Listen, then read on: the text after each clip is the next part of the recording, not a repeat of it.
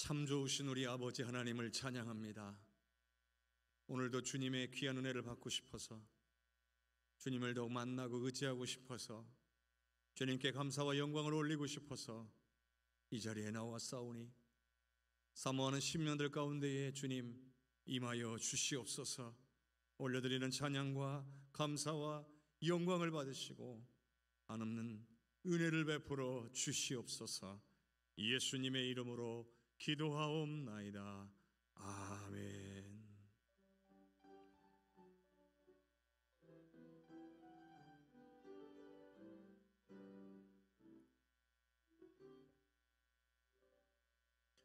나는 하나님을 예배하는 예배자입니다.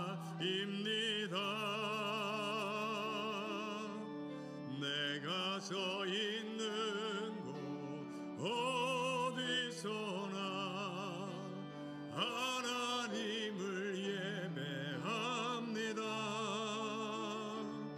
내 영혼 거룩한 은혜를 향하여 내 마음 완전한 하나님 향하여 이곳에서 바로 이 시간 하나님을 예배합니다.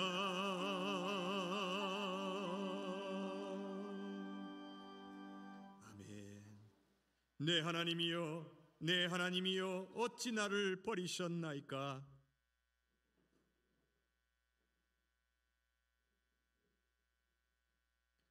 내 하나님이여, 내가 낮에도 부르짖고 밤에도 잠잠하지 아니하오나 응답하지 아니하시나이다.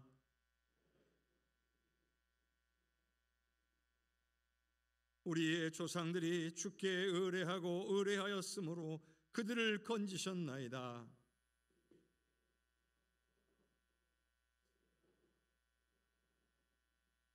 나를 멀리하지 마옵소서. 환난이 가까우나 도울 자 없나이다. 내가 내 모든 뼈를 셀 수 있나이다. 그들이 나를 주목하여 보고 내 겉옷을 나누며 속옷을 제비 뽑나이다.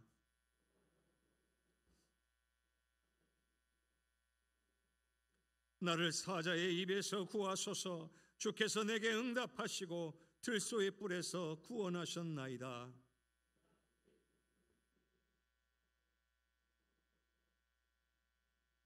여호와를 두려워하는 너희여, 그를 찬송할지어다.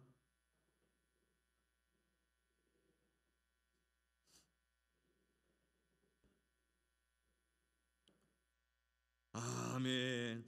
전능하사 천지를 만드신 하나님 아버지를 내가 믿사오며 그 외아들 우리 주 예수 그리스도를 믿사오니 이는 성령으로 잉태하사 동정녀 마리아에게 나시고 본디오 빌라도에게 고난을 받으사 십자가에 못 박혀 죽으시고 장사한 지 사흘 만에 죽은 자 가운데서 다시 살아나시며 하늘에 오르사 전능하신 하나님 우편에 앉아 계시다가 저리로서 산 자와 죽은 자를 심판하러 오시리라. 성령을 믿사오며 거룩한 공회와 성도가 서로 교통하는 것과 죄를 사하여 주시는 것과 몸이 다시 사는 것과 영원히 사는 것을 믿사옵나이다. 아멘.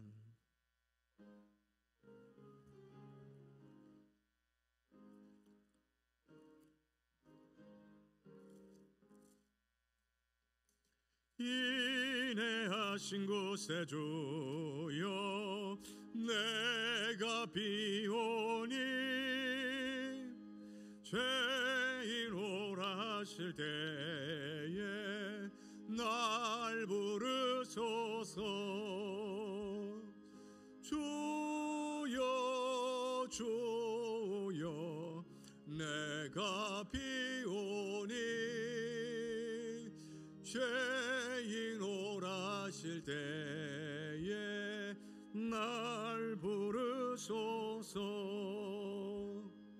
자비하신 보좌 앞에 굴 엎드려 자복하고 회개하니 믿음 주소서. 주여 주여 내가 비오니 죄인 오라실 때에 날 부르소서. 주의 공로 의지하여 주께 가오니 상한 마음을 고치시고 구원하소서. 주여 주여 내가 비오니 죄인 오라실 때에 날 부르소서. 만복 근원 우리 주여 위로하소서. 우리 주와 같으시니 어디 있을까. 주여 주여 내가 비오니 죄인 오라실 때에 날 부르소서.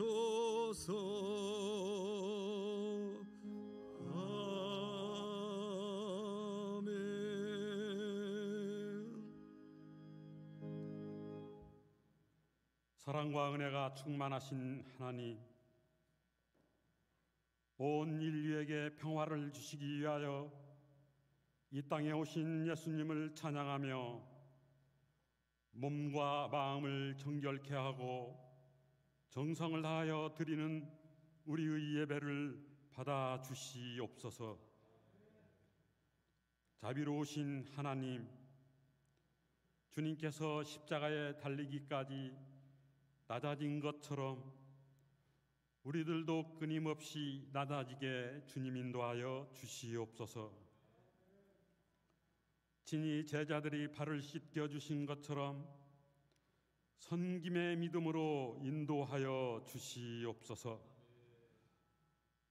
하나님의 이 섭리를 깨닫지 못하고 우리의 욕심으로 살아온 지난날의 잘못을 고백하오니 용서하여 주시옵소서. 말로만 용서를 구하는 것이 아니라 믿음과 행동으로 변하게 주님 인도하여 주시옵소서. 성령의 하나님, 오늘은 사순절 첫째 주일입니다. 나를 따라오려고 하는 사람은 자기를 부인하고 자기 십자가를 지고 나를 따라오라고 말씀하셨습니다. 세상에 살면서 항상 자기 십자가를 지고 따라가도록 주님 인도하여 주시옵소서. 믿음 안에서 그리스도 예수 안에서 온전히 살아가기를 원합니다.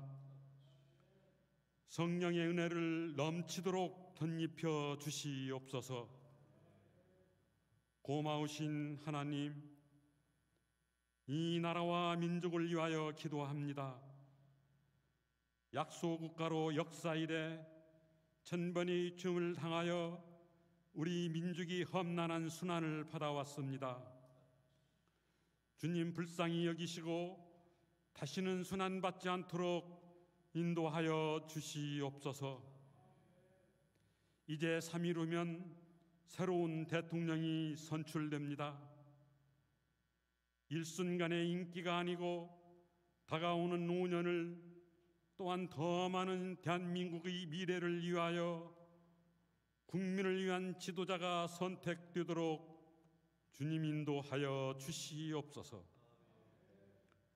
우리를 사랑하시는 하나님, 지난 2년여 동안 우리를 괴롭혀온 코로나 바이러스로 고통받는 모든 사람들이 질병의 어두운 터널에서 벗어나기를 간절히 원합니다.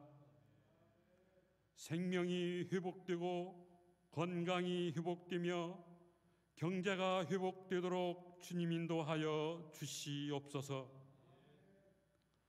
어두움 후에 반드시 밝아오는 것처럼 빛으로 인도하여 주시옵소서. 은혜의 하나님, 오늘 선포되는 말씀으로 우리 모두 은혜 충만하게 인도하여 주시옵소서. 호산나 찬양대의 찬양을 통하여 감사와 기쁨이 넘치게 주님 인도하여 주시옵소서. 예수님의 이름으로 기도드리옵나이다. 아멘.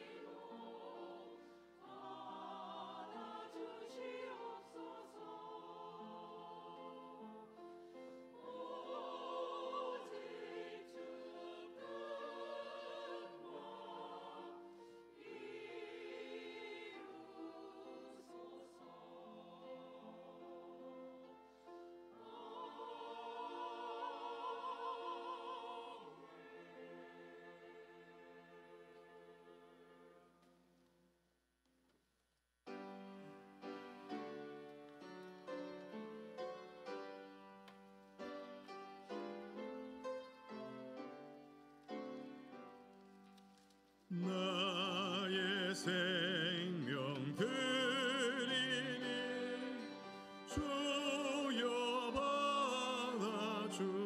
받아주셔서 세상 살아갈 동안 찬송하게 하소서. 나의 보화 주여 받아주셔서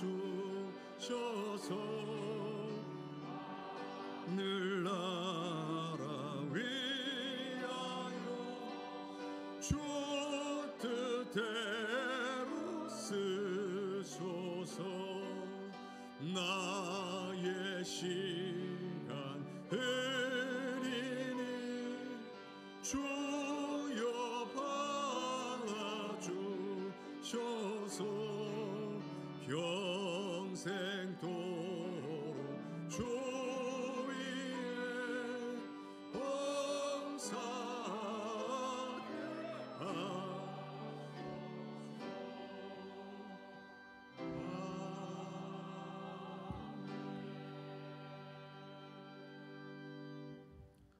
참 좋으신 아버지 하나님, 고맙고 감사합니다. 오늘도 주님의 은혜를 찬양합니다. 지난 한 주간도 지켜주시고 보호해 주시며 인도해 주신 것에 감사를 드립니다. 날마다 우리와 함께 하시는 하나님의 은혜를 체험하며 더 많이 감사하고 영광 올리며 살 수 있도록 주의 강하고 능하신 발로 붙잡아 주시옵소서. 오늘 주님 앞에 나올 때에 아버지 하나님, 예물을 구별하여 하나님의 나라와 역사와 영광과 또한 주님의 교회의 확장을 위하여 쓰여지기를 원하는 마음으로 올려드리는 이 모든 예물을 기쁘게 흠양하여 주시옵소서. 오로지 하나님의 영광이 나타나는 곳에 쓰여져서 하나님께는 영광, 우리에게는 큰 은혜와 기쁨 되게 하여 주시옵소서. 손길을 축복하사 하늘의 좋은 것으로 더 풍성하고 넉넉하게 채우셔서 더 많이 감사하고 영광 올리며 살아가도록 은혜를 주시옵소서.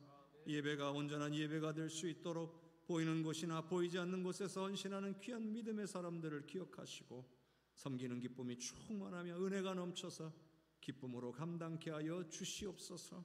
또한 아버지 하나님, 이 시간 물질만 드린 것이 아니라 우리의 마음과 뜻과 생각과 우리의 계획과 우리의 삶도 드리오니 주님 받아 주시옵소서. 감사와 영광을 주님께 올려드리옵고 예수님 이름으로 기도하옵나이다. 아멘.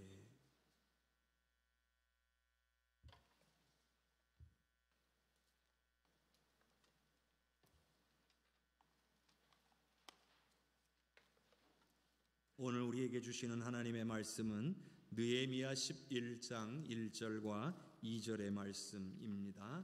느헤미야 11장 1절과 2절 두 절 말씀입니다. 봉독하겠습니다.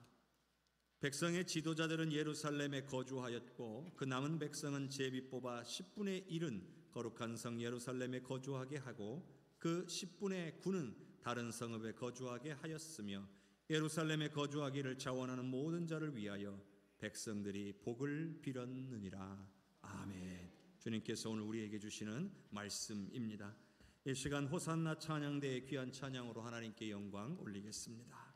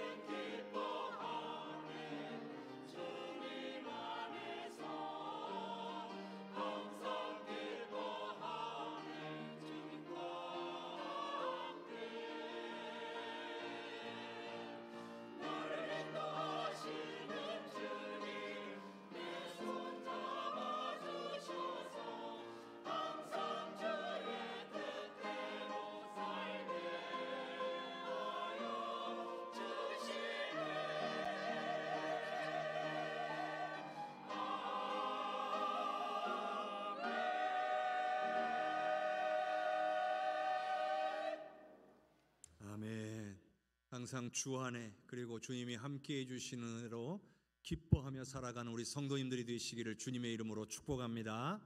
우리 옆에 계신 분들과 인사 나눕시다. 사랑합니다. 축복합니다. 사랑합니다. 축복합니다. 사랑합니다. 축복합니다.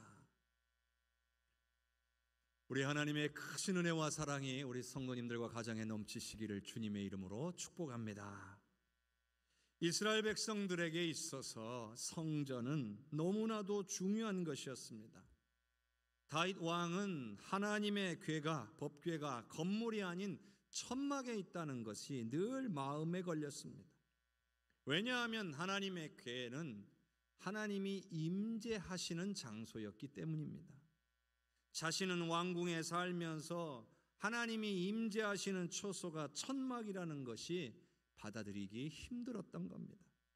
그래서 성전을 건축하고 싶어 했지만 하나님은 그의 아들인 솔로몬을 통해 건축하도록 허락하셨습니다.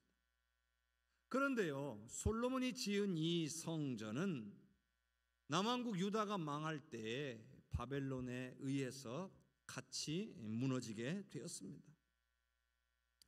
그래서 제1차로 포로 생활로부터 돌아오게 되었을 때에 스룹바벨을 중심으로 다시 한 번 더 성전을 건축하게 된 겁니다. 이는 하나님께서 우리와 함께 해주시기를 바라는 간절한 염원이 담겨져 있는 것이라 할 수 있습니다. 그런데 이 스룹바벨에 의해서 지어진 성전도 그 후에 또 무너지고 맙니다. 예수님 오시기 전에 다시 건축이 시작되어서 예수님이 오셨을 때에는 성전의 공사가 계속 진행되고 있었습니다. 이렇게 사람의 손으로 지어진 성전은 영원하지 않습니다. 솔로몬 때에 지어진 성전, 사람들이 생각할 때에 하나님이 임재하시는 곳이니 영원할 거라 생각했습니다. 그러나 하나님의 임재가 떠나고 난 후에 결국 유다가 망하고 성전도 무너지고 만 겁니다. 한 번에 성전이 무너지고 다시 스룹바벨에 의해서 성전이 지어지고 난 후로는 이제 더 이상 눈에 보이는 건물이 성전 그 자체를 의미한다라고 말할 수 없게 되었습니다. 왜냐하면 눈에 보이는 건물은 언제든지 무너질 수 있기 때문이에요. 실제로 스룹바벨 성전도 무너졌기 때문이죠. 당시의 유다 백성들은 그만큼 성전을 너무나 중요하게 여겼어요. 물론 성전은 중요합니다. 그러나 더 중요한 것은 성전에 임하시는 하나님이신 줄로 믿습니다. 하나님의 임재가 가장 중요한 거예요. 하나님이 임하셔야 거기가 성전인 거예요. 그렇지 않으면 건물일 뿐입니다. 성도 여러분, 우리가 모여서 이렇게 함께 예배드리는 이 예배당을 우리가 성전이라고 부르잖아요. 왜냐하면 이곳에서 우리가 드리는 이 예배에 하나님께서 임재하시기 때문인 줄로 믿습니다. 그만큼 하나님의 임재의 장소가 되는 성전은 분명히 중요합니다. 그러니 소중히 여기고 잘 관리하는 것이 마땅합니다. 그러나 우리에게는 더 중요한 것이 있다는 것을 알아야 합니다. 고린도후서 6장 16절 말씀을 우리 화면을 통해 같이 읽어봅시다. 하나님의 성전과 우상이 어찌 일치가 되리요? 우리는 살아계신 하나님의 성전이라. 이와 같이 하나님께서 이르시되 내가 그들 가운데 거하며 두루 행하여 나는 그들의 하나님이 되고 그들은 나의 백성이 되리라. 아멘. 오늘 말씀해 보니까 바로 저와 여러분이 성전이라는 거예요. 하나님께서 우리를 성전 삼으셨다는 거예요. 절대로 무너지지 않을 성전이 오늘 저와 여러분이신 줄로 믿습니다. 우리 마음에 주님께서 계신 거예요. 성령이 찾아와 임재해 계신 거예요. 그러므로 성전인 우리의 몸과 마음이 정결하게 관리되어야 할 줄로 믿습니다. 우리의 마음 안에, 우리의 생각 안에 하나님과 반대되는 것, 하나님이 싫어하시는 것이 자리 잡지 못하도록 하나님의 말씀으로 거룩해지는 우리 모든 성도님들이 되시기를 주님의 이름으로 축원합니다. 여러분, 왜 성전이 중요하냐? 하나님의 임재 때문이라고 말씀을 드렸습니다. 하나님이 임재하시는 곳, 바로 그곳에 오늘 우리가 있어야 한다는 거예요. 그래야 하나님으로부터 공급되어지는 능력과 은혜를 받게 되는 거예요. 당시 유다 백성들은 성전도 지어졌는데 이 성전 주변에 살지를 않았어요. 왜냐하면 예루살렘에 성벽이 없었기 때문이에요. 성전이 있음에도 자신들의 고향에 가서 거기서 살면서 특별한 일이 있을 때만 성전을 찾았어요. 그러다 보니 성전을 제대로 돌볼 수가 없었어요. 또 성전을 돌보는 역할을 감당해야 될 제사장과 레위 사람들마저도 성전을 제대로 돌볼 수가 없었어요. 왜요? 유다 백성들이 레위 사람들의 삶을 책임져 주지 않았기 때문이에요. 그러니 자신들도 먹고 살기 위해서 농사 지을 수 있는 땅을 찾아 살았던 거예요. 그러니 성전이 제 기능을 할 수가 없어요. 아무리 성전이 아름답게 건축되어졌어도 그곳에서 온전한 예배가 드려지고 그걸 위해서 준비하는 사람들이 거기서 제 역할을 해야만 성전이 성전답고 예배가 예배다울 수 있는 거예요. 그런데 이제 느헤미야에 의해서 성벽이 건축된 거예요. 또 그 이후에 놀라운 은혜가 부어졌어요. 하나님의 말씀을 듣고 자신들의 죄를 깨닫고 자복하며 통회하고 금식하며 하나님 앞에 엎드렸어요. 그리고 말씀대로 순종하기로 결단했어요. 11조와 첫 열매를 드려서 제사장들과 레위 사람들이 성전의 직무를 감당할 수 있도록 돕겠다고 한 거예요. 자, 이제 남은 건 뭘까요? 이제는 예루살렘 성에 사람들이 살아야 돼요. 성전이 제 기능을 하기 위해서는 예루살렘 성이 제 기능을 갖게 되어야 돼요. 사람들이 모여 살면서 항상 예배가 올려질 수 있는 그런 성읍이 되어야 되는 거예요. 그래야 성전을 돌보는 일, 성전에서 매일매일 온전한 예배가 진행될 수 있기 때문이죠. 자, 느헤미야 11장 1절 말씀을 함께 보겠습니다. 백성의 지도자들은 예루살렘에 거주하였고 그 남은 백성은 제비 뽑아 10분의 1은 거룩한 성 예루살렘에서 거주하게 하고 그 10분의 9는 다른 성읍에 거주하게 하였으며. 느헤미야가 한 일은 이제 예루살렘 성에 거주할 사람이 있어야 된다. 그러면 누가 여기에 거할 것인가? 두 가지 방법을 결정한 거예요. 첫 번째 방법으로는 일단 각 지파의 각 족장들 중에 우두머리들이라고 할 수 있는 지도자들, 이 지도자들은 다 예루살렘 성읍 내에 살아라. 또 하나, 그들만으로는 부족하니 전체 유다 백성 중에 제비를 뽑아 10분의 1은 다 이곳으로 이주해서 여기에서 터닫고 살아라. 나머지 10분의 9는 원래 살던 지역에 살면 된다. 이렇게 결정을 한 거예요. 여러분, 예루살렘 성이 유다 백성 전체가 살 만큼 크지는 않았습니다.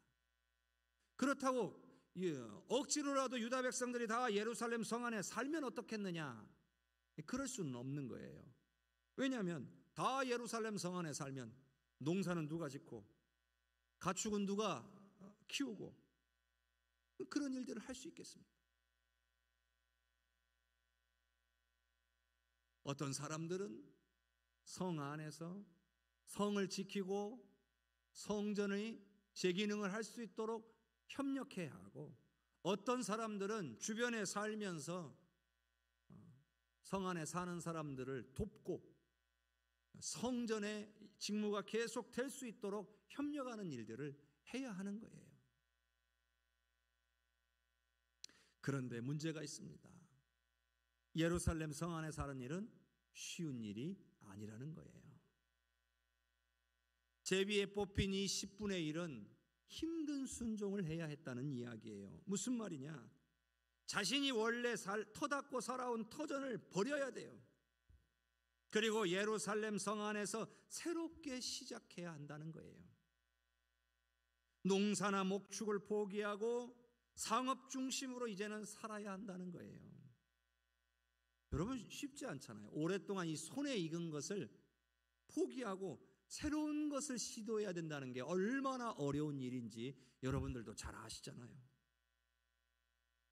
그런데 10분의 1로 뽑힌 이 사람들 어느 누구 하나 불평하고 있지 않습니다. 또한 뽑히지 않은 10분의 9, 나는 안 뽑혔다, 안도의 한숨을 쉬지도 않습니다. 모두가 자발적으로 이 힘든 순종을 해내는 거죠. 예루살렘은 원래가 항상 적들의 공격 대상이 되는 곳이에요. 유다를 공격할 때면 가장 제1의 공격의 타겟이 되는 게 예루살렘 성입니다. 그러니까 늘 언제든지 적들이 쳐들어오면 제일 먼저 공격당할 곳이기 때문에 늘 위험을 안고 있는 거예요. 게다가 고지대에 있어요. 고지대에 있다 보니까 주변의 땅이 척박해요. 농사짓기에 비옥하지가 않습니다. 고향 땅에 더 비옥하고 살기도 좋은 곳이에요. 하지만 절대로 예루살렘 성과 성전은 포기할 수 없었던 거예요. 왜냐하면 예루살렘 성은 그냥 단순한 하나의 성이 아니라 하나님의 임재가 있는 성전이 있는 것이고, 그것으로부터 온 세상과 열방을 비추는 빛의 역할을 감당해야 하는 중요한 장소였다는 사실이에요. 유다 백성들은 고국으로 돌아오자마자 제일 먼저 한 일이 성전을 건축하는 일이에요. 그리고 이제는 성벽까지 건축한 거예요. 왜 이렇게 힘들게 성전을 건축하고 왜 성벽을 건축하려고 하는 것일까요? 바로 하나님께서 자신들과 함께 해주시기를 간절히 원했기 때문이에요. 조상들의 범죄로 하나님께서 그들을 버리셨다라고 생각한 거예요. 그러나 하나님의 은혜로 이곳에 돌아왔으니 이제는 하나님 중심으로, 성전 중심으로, 하나님을 예배하는 삶으로, 하나님만 바라보고 의지하는 삶으로 살아가겠노라고 결단한 상황이잖아요. 그러니 성전과 예루살렘 성은 유다 백성들에게 너무나도 중요한 것이었어요. 누군가는 여기에 살면서 이 도시가 잘 번창하도록 역할을 감당해야 한다는 것을 이들은 잘 알고 있었어요. 그러나 누가 할지 모르기 때문에 결국 제비를 뽑은 거예요. 그런데 당시에 제비라고 하는 것은 어느 때 사용했느냐? 하나님의 뜻을 구할 때, 인간의 지혜로 판단하기 어려울 때에, 하나님의 뜻이 어디 있는가를 물을 때에 제비를 뽑는 일들을 했어요. 그래서 제비에 뽑히게 되면 이것은 하나님의 뜻이라고 여기던 시대예요. 그러니 이번에 뽑힌 10분의 1은 이건 하나님의 뜻이다. 하나님이 나로 하여금 여기에 살게 하셨다. 하나님이 나를 이곳에 있게 하셨다. 순종할 수 있었던 거예요. 여러분, 우리가 하나님의 뜻을 구하는 일이 매우 중요하다는 것을 우리는 다 알고 있습니다. 그런데 문제는 우리가 하나님 앞에 구하여서 하나님 앞에 말씀하셔서 하나님께서 우리에게 말씀하셨을 때에 그 어떤 말씀을 하시더라도 순종할 준비가 되어 있어야 한다는 거예요. 왜냐하면 그건 하나님의 뜻이고 하나님께서 하시는 말씀이시기 때문이에요. 그러니 우리가 주님 앞에 기도할 때에 어떤 답을 정해놓고 하나님 꼭 이렇게 응답하셔야 됩니다 라고 기도해서는 안 된다는 거죠. 하나님 이렇게 해주셔야 합니다가 아니라 주님 말씀하옵소서, 제가 듣겠습니다, 순종하겠습니다, 이런 마음으로 구해야 할 줄로 믿습니다. 우리의 마음을 보시는 하나님이시잖아요. 자, 그런데요, 만일 제비에 뽑힌 사람들이 이것을 거부했다면 여러분 어떻게 됐을까요? 공동체에 심각한 위기가 형성되었을 겁니다. 누가 여기서 사느냐? 서로 다투다가 끝나고 말았을 거예요. 여러분, 유다 백성들이 그냥 순종한 게 아니에요. 그냥 당연히 살아야 되니까 살게 된 게 아니에요. 이 유다 백성들도 하나님 앞에 은혜를 받았어요. 성벽이 건축되는 과정 속에서 하나님의 역사하심을 보았어요. 말씀 앞에서 자신들의 죄를 깨달았어요. 그리고 회개하며 눈물로 통회하며 자복하는 시간들을 가졌어요. 이제는 말씀 앞에서 하나님만 바라보고 하나님의 뜻대로 순종하며 살겠노라고 결단까지 했어요. 이런 과정이 있었기 때문에 이 힘든 선택을 해야 되는 이 상황 가운데서도 하나님의 음성으로 여기고 받아들인 거예요. 은혜 받지 않았다면, 말씀 안에 서지 않았다면, 회개하고 자복하지 않았다면 이와 같은 제비뽑기가 그들에게는 받아들일 수 없는 것이 되었을 거예요. 성도 여러분, 오늘 우리가 살면서 순종하지 못하는 경우, 그것이 하나님의 말씀이라고 하는 사실을 알면서도 순종하지 못할 때에는 우리에게 은혜가 부족하거나 우리가 말씀 위에 굳게 서지 못하였기 때문인 거예요. 그러므로 성도 여러분, 하나님의 은혜를 사모하시기를 바랍니다. 하나님의 말씀을 더욱 사모하시기를 바랍니다. 그래서 말씀 위에 굳게 서서 그 어떤 말씀이 내게 임하더라도 제가 듣겠습니다, 순종하겠습니다, 이렇게 고백할 수 있는 은혜가 임하기를 주님의 이름으로 축복합니다. 느헤미야 11장 2절을 함께 읽겠습니다. 예루살렘에 거주하기를 자원하는 모든 자를 위하여 백성들이 복을 빌었느니라. 더욱더 놀라운 것은 제비로 뽑힌 사람들 외에도 예루살렘에 거주하기를 자원하는 사람들이 있었다는 사실이에요. 앞서 말씀드린 것처럼 예루살렘의 성에 산다는 건 고난을 자초하는 일이에요. 익숙한 것을 포기하는 결정을 내린 거예요. 적들이 쳐들어오면 막아야 되는 곳이에요.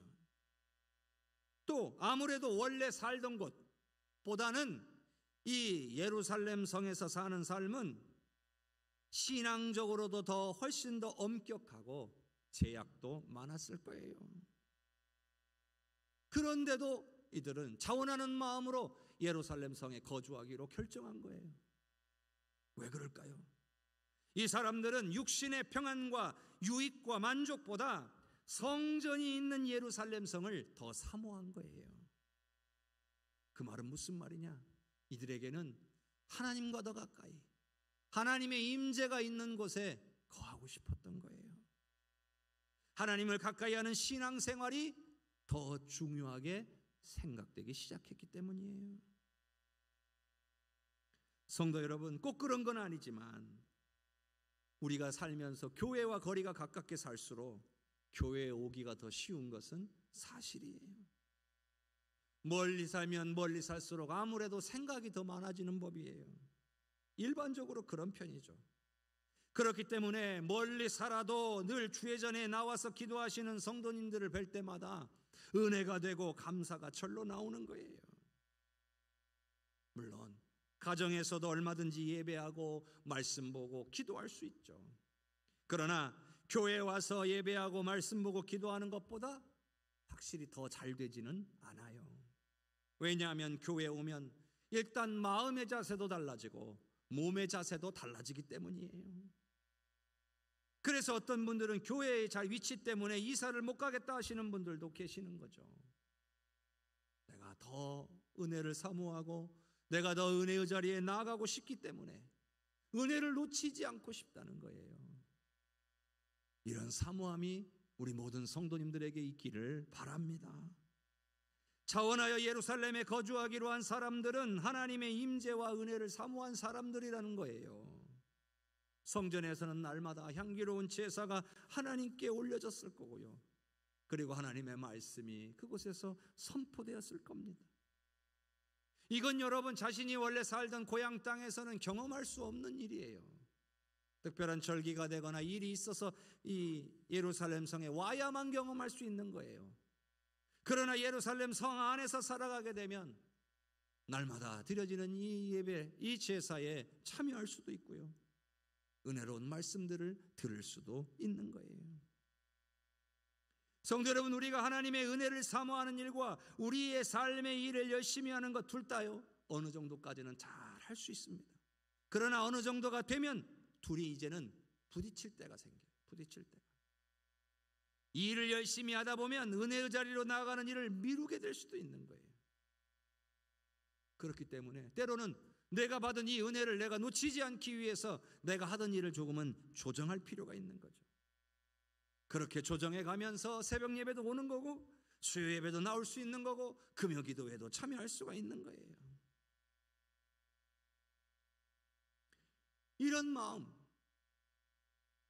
오늘 우리 안에 이런 마음들이 자리 잡고 있어야 오늘 우리가 은혜에서 떠나가지 아니하게 될 줄로 믿습니다. 우리 해성교회가 더욱더 회복되고 부흥되기를 원한다면 이들처럼 자원하는 마음으로 주님 앞에 더 가까이 나오기를 원하는, 주의 전에 나와 온전히 예배하고 기도하는 성도들이 우리 가운데서 많이 나와야 될 줄로 믿습니다.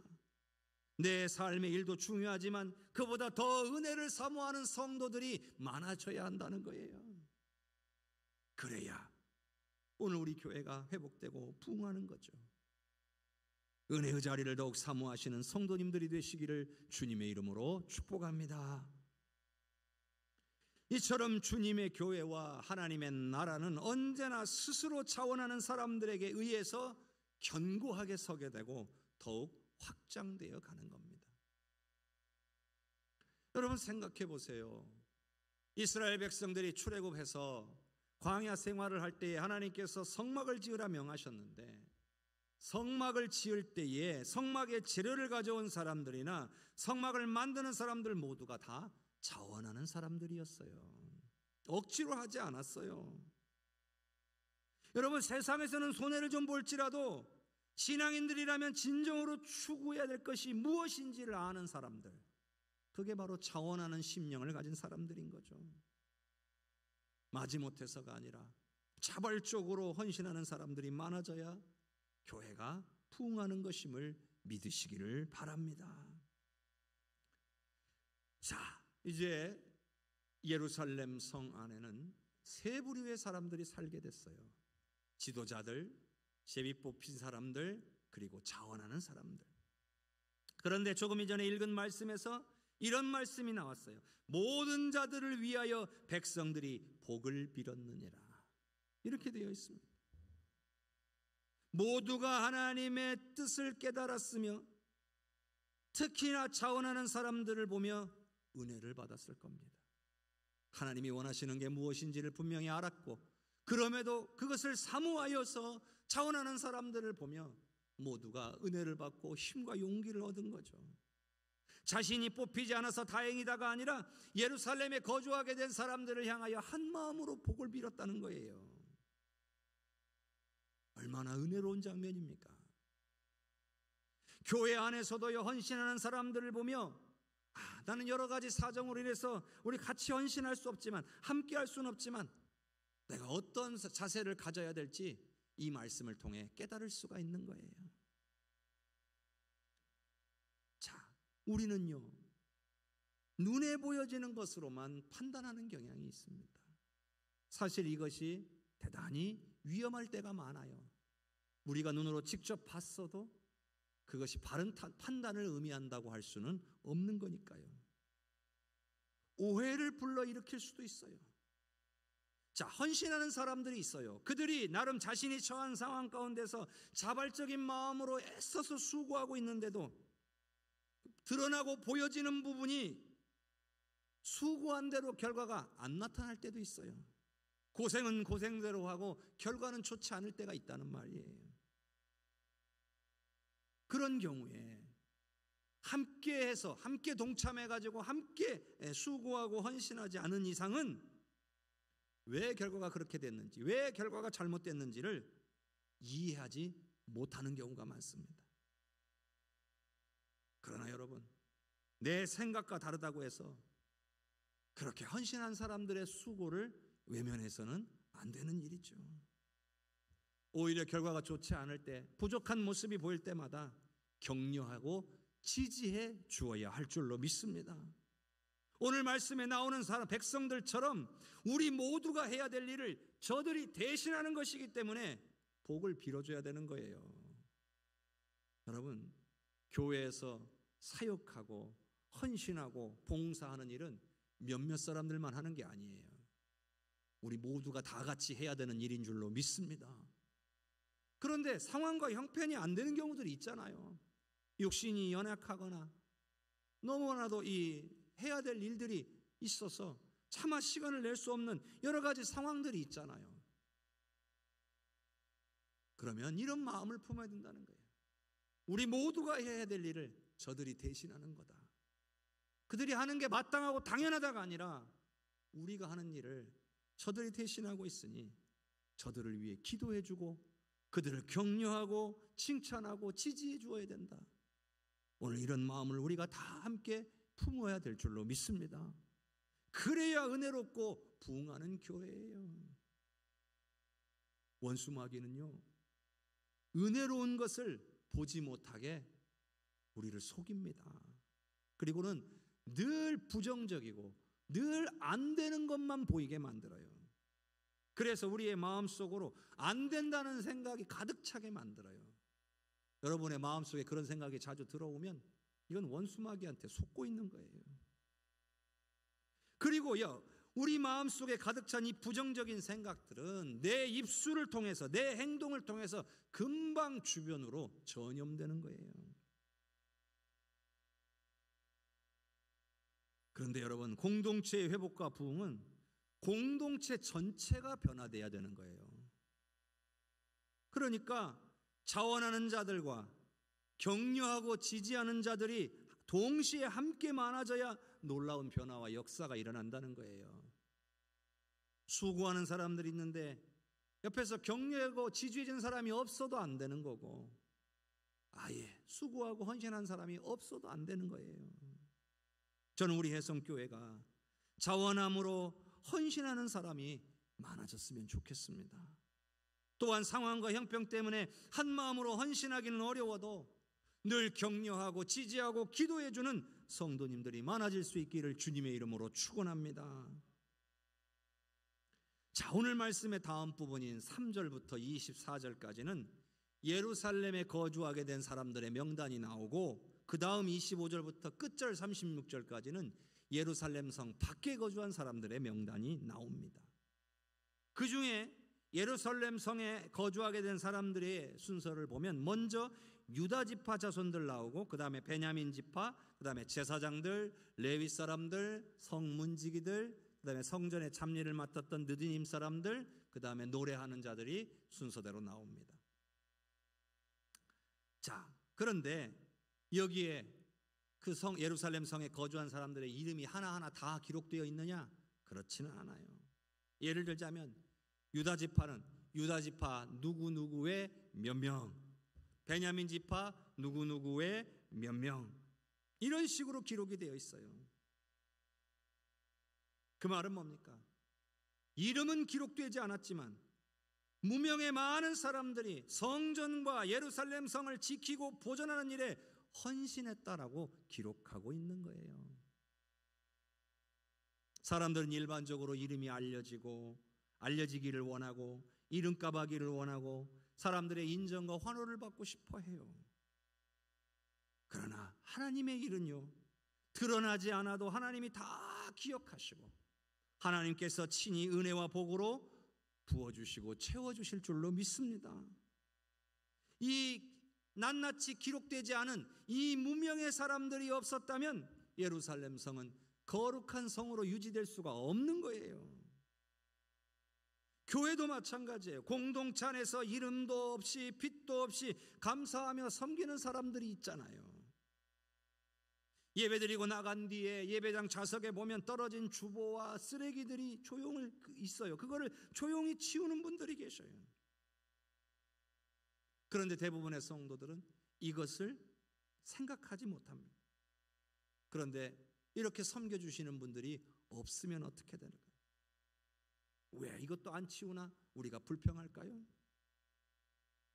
성도 여러분, 이들의 섬김을 통해 교회 공동체가 제자리를 지켜나갈 수 있는 줄로 믿습니다. 그러니 오늘 하나님께서는 이름도 없이 빛도 없이 섬기는 귀한 분들에게 큰 은혜를 주실 줄로 믿습니다. 성도 여러분, 누가 오늘 말씀의 제목과 같이 복받을 자들일까요? 오늘 우리는 주어진 말씀에서 확인할 수가 있어요. 제가 정리해 드리겠습니다. 첫 번째는 하나님의 말씀에 순종하는 사람들이 복받을 자들인 거예요. 앞서 나온 것처럼 제비 뽑힌 것을 거부하지 않고 하나님의 뜻으로 받아들이고 순종한 사람들이 있었어요. 이런 사람들이 복받을 사람인 줄로 믿습니다. 두 번째는요, 자원함으로 헌신하는 자들이 복받을 자들인 거예요. 이는 하나님의 은혜를 더욱 사모하는 자리고 은혜의 자리를 찾는 사람들입니다. 이들 또한 하나님께 복받을 자들인 줄로 믿습니다. 세 번째는요, 이름도 없이 빛도 없이 섬기는 자들이 복받을 자들인 거예요. 누군가에게 인정받기 위해서가 아니라 내게 주신 하나님의 은혜가 감사해서 섬기는 사람들이에요. 자, 그리고 마지막으로는요, 이렇게 순종하고 헌신하고 섬기는 사람들을 격려하고 지지해주고 기도해주는 사람들이 복받을 자들인 거예요. 성도 여러분, 여러분들은 이 넷 중에 과연 어떤 분들이십니까? 반드시 넷 중에 하나는 되실 수 있기를 바랍니다. 그래야 우리 혜성교회 모든 성도님들이 이 넷 중에 하나의 모습으로 세워져야 우리 혜성교회의 진정한 회복과 부흥의 역사가 일어나게 될 줄로 믿습니다. 우리 이 시간 합심해서 기도합시다. 우리 한 목소리로 기도할 때 하나님, 오늘 주신 말씀 속에서 오늘 우리가 모두 복받을 자들이 되기를 원합니다. 말씀에 순종하며 자원함으로 헌신하며 이름도 없이 빛도 없이 섬기며 격려하고 지지하며 기도하는 오늘 우리가 될 수 있기를 원합니다. 성령이여, 우리의 마음을 감동하시고 우리가 오늘 말씀을 통해 결단했을 때에 이것을 실천할 수 있도록 우리를 붙잡아 주시옵소서. 우리 합심해서 기도하겠습니다. 주여, 주여, 주여. 은혜가 풍성하신 아버지 하나님, 주님의 은혜를 찬양합니다. 주여 만져주시고 은혜 주시기를 간절히 원합니다. 하나님을 사랑하는 우리 애성교회 모든 성도들 복받을 자들이 되기를 원합니다.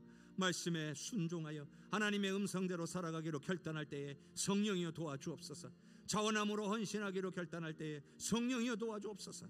이름도 없이 빛도 없이 섬기기로 결단할 때에 성령이여 도와주옵소서. 격려하고 지지하며 기도하는 성도들의 기도를 들으시고 아버지의 은혜로 역사하여 주시옵소서. 사랑하는 우리 모든 해성교회 성도들, 아버지 이 중에 하나는 적어도 될 수 있도록 하나님께서 은혜 주시기를 원합니다. 성령께서 우리의 마음을 감동하시고 아버지 우리가 결단할 때에 온전히 붙잡아 주셔서 아버지 하나님 우리 해성교회 더욱더 회복되고 부흥될 수 있도록 하늘의 은혜로 채워 주시옵소서.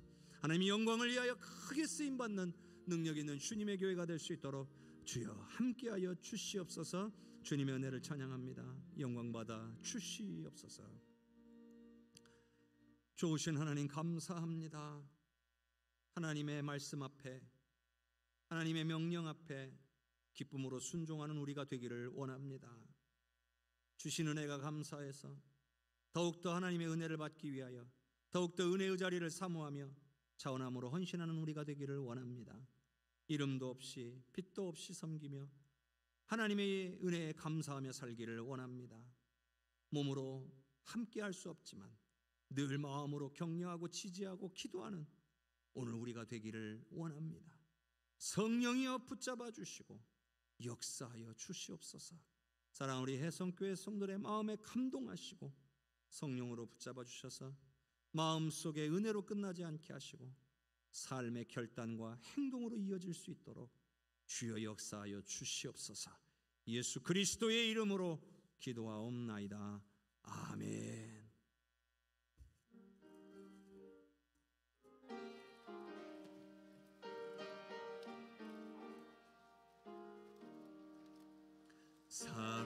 사랑하는 주님 앞에 형제자매 한자리에 그 신은혜 생각하며 즐거운 찬송 부르네.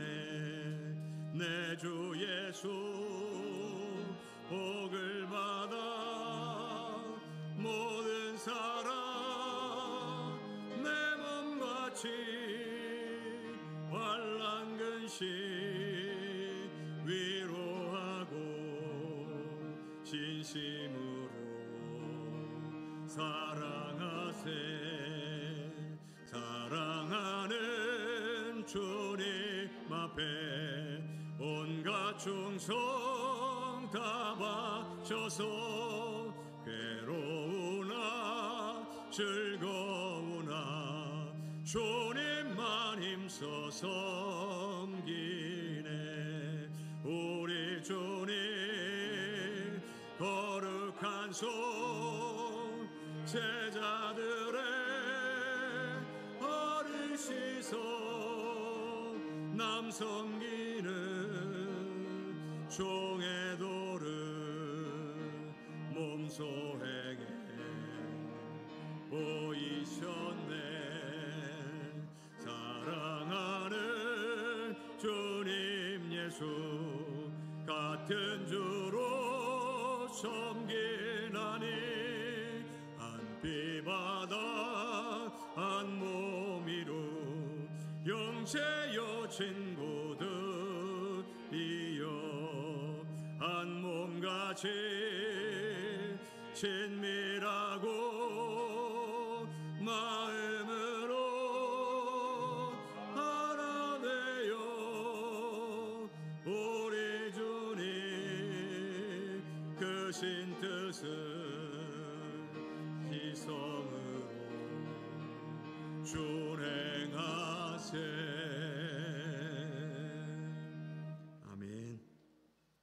교회 소식 전합니다. 오늘은 사순절 첫째 주일입니다. 지난 수요일부터 우리 사순절이 시작되었습니다. 사순절의 기간은 우리 예수님의 이 땅에 오심과 우리를 위해 베풀어 주신 하나님의 은혜, 특별히 십자가와 부활의 은혜를 깊이 묵상하며 정말 우리가 주님 앞에 어떻게 설 것인가를 결단하고 하나님의 은혜를 구하는 귀한 시간입니다. 하나님의 은혜 가운데 나아가실 수 있기를 주님의 이름으로 축복합니다. 계속해서 전교인 성서통독, 이번 주 스가랴 1장부터 말라기 4장까지입니다. 이제 막바지가 됐습니다. 성서 일독이 이제 끝나갑니다. 여러분들이 계속해서 또 성서 일독이 끝나도 여러분 계속 말씀을 다시 반복하여 읽으실 수 있기를 바랍니다.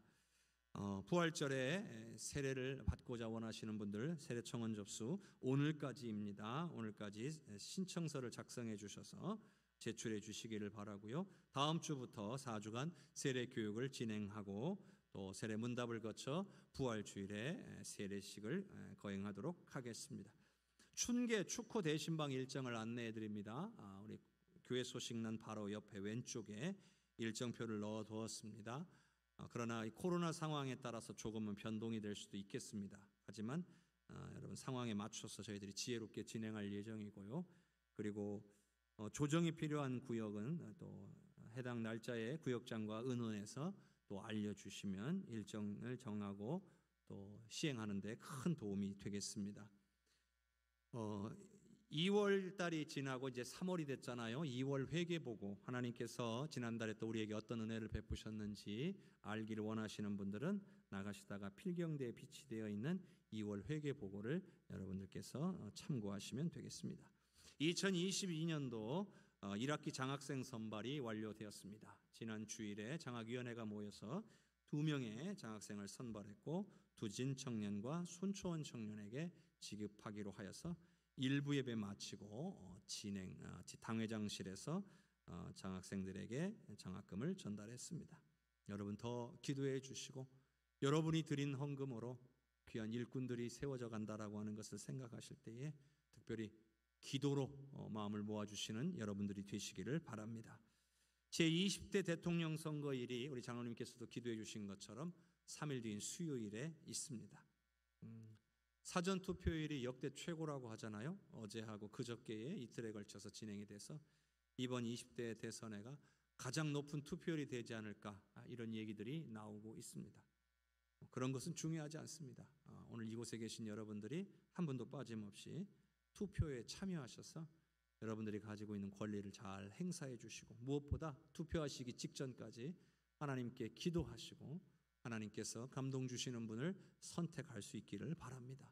누가 뽑히든 여러분들 뽑힌 대통령이 결국에는 또 5년간을 우리나라를 이끌어 가야 되기 때문에 또 뽑힌 대통령을 위해서 기도해 주시는 저와 여러분이 될 수 있기를 바랍니다. 그리고 오늘 권사의 모임이 있었고요. 전체 교사의 모임이 다음 주에 있습니다. 그리고 우리 시무 권사님들 꼭 기억해 주실 것은 상반기 권사 교육을 다음 주 주일 오후 2시에 중고등부 예배실에서 진행합니다. 모든 시무 권사님들은 꼭 반드시 참여해 주셔야 됩니다. 하나님께서 함께 해 주시기를 바라고요. 그리고 우리 지난 주간에 고 전예추 권사님께서 개원구역에 전예추 권사님께서 하나님의 부르심을 받으셨습니다. 장례를 잘 마쳤습니다. 하나님께서 귀한 유족들에게 위로를 주시고 앞으로도 귀한 가정 자손들에게 정말 믿음의 축복으로 채워주시기를 바랍니다. 오늘 또 예배에 참석하셨는데 하나님께서 위로해 주시기를 바랍니다. 계속해서 또 코로나의 상황이 그렇게 쉽게 잠잠해지지 않고 있습니다. 그럼에도 우리 성도님들을 우리 하나님이 지켜주시고 인도해 주셔서 오늘 이 자리에 있게 해주신 줄로 믿습니다. 여러분들의 지켜야 될 방역수칙은 잘 지키시되 여러분의 영혼, 여러분의 믿음을 잘 지키실 수 있기를 바라고요.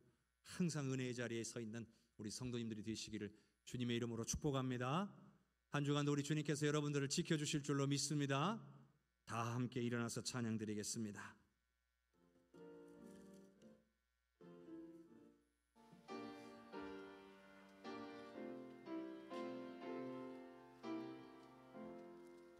성령의 은사를 나에게 채우사 주님의 사랑 본받아 나 살게 하소서. 성령의 은사를 나에게 채우사 정결한 마음 가지고 나 행케 하소서. 성령의 은사를 나에게 채우사 더러운 세상 탐욕을 다 태워 주소서. 성령의 은사를 나에게 채우사 영원한 주님 나라에 살게 하소서. 아멘. 여호와는 내게 복을 주시고 너를 지키시기를 원하며 여호와는 그의 얼굴을 내게 비추사 은혜 베푸시기를 원하며 여호와는 그의 얼굴을 내게로 향하여 드사 평강 주시기를 원하노라. 지금은 우리를 구원하신 예수 그리스도의 은혜와 아버지 하나님의 그 크신 사랑과 성령님의 역사하시고 교통하시는 은혜가 오늘 복받을 자들이 되기 위하여 주의 말씀 듣고 도전받아서 결단함으로 성령의 도우심을 구하는 모든 성도들 위해, 가정 위에, 우리 해성교회 위에, 나라와 민족과 열방 위에, 전세계 퍼져 복음 전가하시는 귀한 선교사님들과 모든 사역 위에, 70주년 기념교회 모든 건축의 가정 위에, 또 슬픔을 당하고 하늘의 위로를 구하는 모든 유족들 위에, 그리고 20대 대선을 통해 뽑혀질 대통령 위에 이제로부터 영원토록 함께 계시옵기를 간절히 축원하옵나이다. 아멘.